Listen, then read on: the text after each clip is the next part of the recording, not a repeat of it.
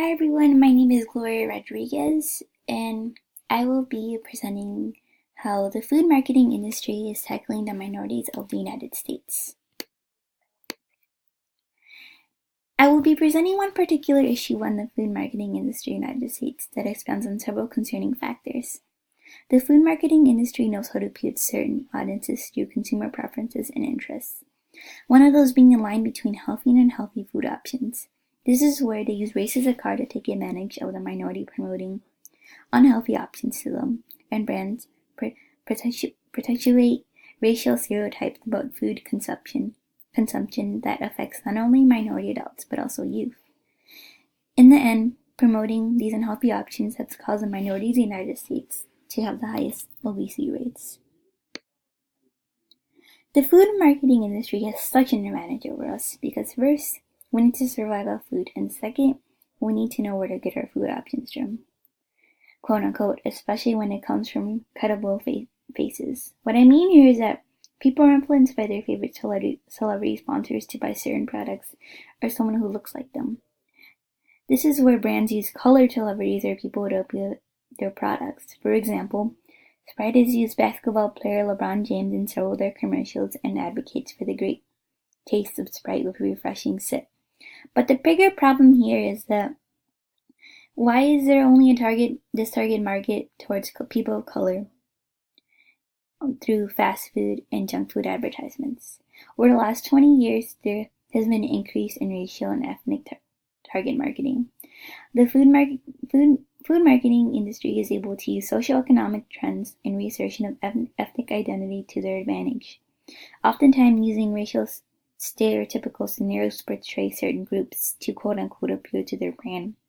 This influence starts at an early age, when you can see the representation of your background in all the fast food/junk food industry.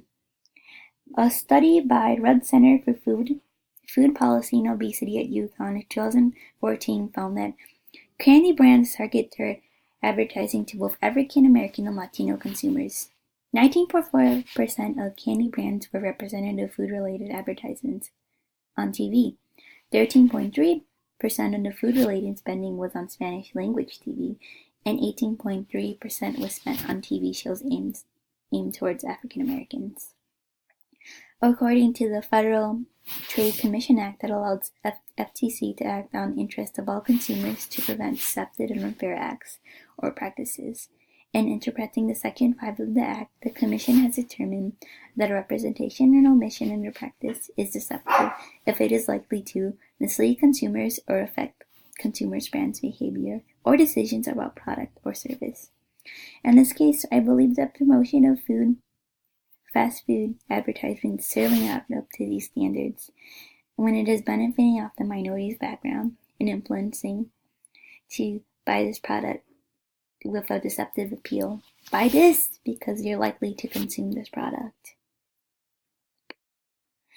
One solution to solve the injustice of food marketing would be to promote health-line products in affordable grocery stores to the minority audience. Although there may be restrictions on the amount of junk food advertisements, there needs to be a line drawn when it wants to target minority audiences, especially when you use stereotypical scenarios. It is unfair to the customer, and advertisers have no right to play this race actor in their main strategies, especially when the American Advertising Federation advocates for advertisers to treat consumers fairly based on nature of the audience to whom the ads are directed and nature of the product or services advertised. One campaign that is advocating for healthy lifestyle is actually Jamba Juice. They offer healthy line products from fresh juice to energy boosts. They have associated themselves with a brand who promotes healthy lifestyle, especially combating the obesity rates in the United States. They are partnered with superstar tennis player Venus Williams to promote healthy alternatives and encourage a healthy community. Also, instead of using stereotypical advertisements and presenting them in fast food commercials, how about we start by researching presenting a campaign to help minorities reach healthy lifestyle habits, such as creating an online community that can present tips on how to minimize a budget or creating a healthier you. This could be promoted by affordable grocery stores such as Food for Less or Aldi's. The purpose of this video was to put more emphasis on the issue of the health concerning factors in the minority community through the food industry. The food marketing industry is able to target these communities because of the influence that they use to power their junk fast food brand appearance.